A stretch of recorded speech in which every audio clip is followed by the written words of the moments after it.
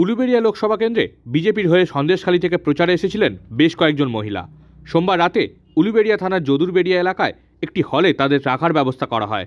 সেই হল মালিকের অভিযোগের ভিত্তিতে সোমবার গভীর রাতে ওই মহিলাদের উলুবেড়িয়া থানায় নিয়ে আসে পুলিশ। এরই বিরুদ্ধে প্রতিবাদ জানিয়ে মঙ্গলবার উলুবেড়িয়া থানার সামনে বিক্ষোভ দেখালেন বিজেপি কর্মী সমর্থকরা। হাওড়া গ্রামীণ জেলা বিজেপির নেতৃত্বের অভিযোগ, অন্যান্য জায়গার মতোই বিজেপির প্রচারক হিসাবে সন্দেশখালী থেকে বেশ কয়েকজন মহিলা উলুবেড়িয়ায় এসেছিলেন। একটি হলে তাদের রাত্রি যাপনের ব্যবস্থা করা হয়েছিল। সোমবার রাত 11:30 নাগাদ সেখানে এসে পুলিশ তাদের জিজ্ঞাসাবাদ করে চলে যায়। ফের গভীর রাতে পুলিশ ওই বাড়িতে গিয়ে মহিলাদের উলুবেড়িয়া থানায় নিয়ে আসে। পুলিশ সূত্রে জানা গিয়েছে, মঙ্গলবার সকালেই ওই মহিলাদের ছেড়ে দেওয়া হয়।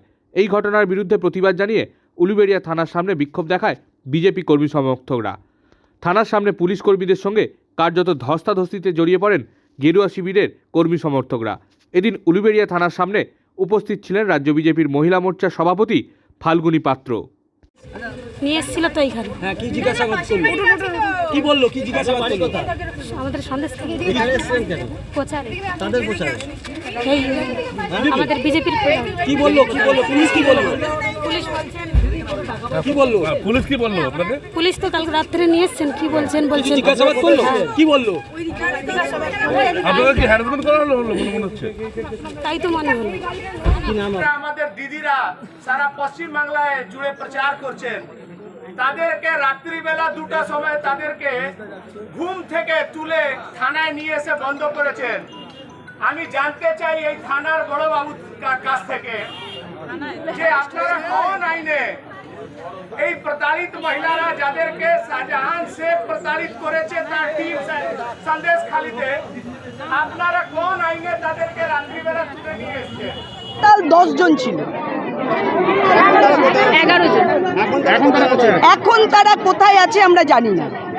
পুলিশ রেস্কিউ করেছে, কোথায় ছেড়ে দিয়েছে, তাদের ওপর কোনো অত্যাচার হয়েছে কিনা, তাদের কোথায় নিয়ে গেছে আমরা কিচ্ছু জানি না। পুলিশ বলছে আমরা ঘাট বের করে দিয়েছি।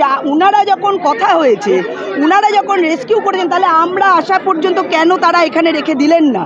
আমরা শুনতাম কি ঘটনা আছে, কিন্তু পুলিশ কি করলো? তাদেরকে ওখান থেকে এনে তাড়াতাড়ি করে উনারা বলছে আমরা জানি না যে তাদের ওপর এই থানাতেও কোনো অত্যাচার হয়েছে কিনা। কারণ ওই সন্দেশখালীতে পুলিশের প্ররোচনায় পুলিশ থাকাকালীনই এই মহিলাদের ওপর অত্যাচার হয়েছে।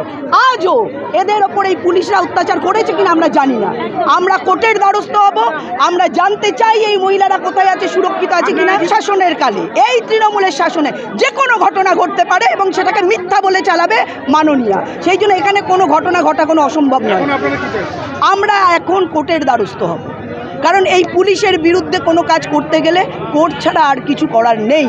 কারণ একটা পরিকাঠামো আছে, তারা জানতে পারে, কিন্তু তাদের কাছে কোনো ইন্টিমেশন আমরা দিইনি।